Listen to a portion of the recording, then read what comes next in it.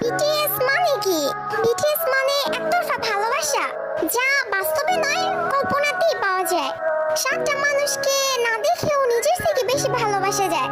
তাদের সাথে হাত ধরে কখনো রাস্তা পার হওয়া যায় না, কিন্তু কল্পনায় হাজারবার হাত ধরেছি।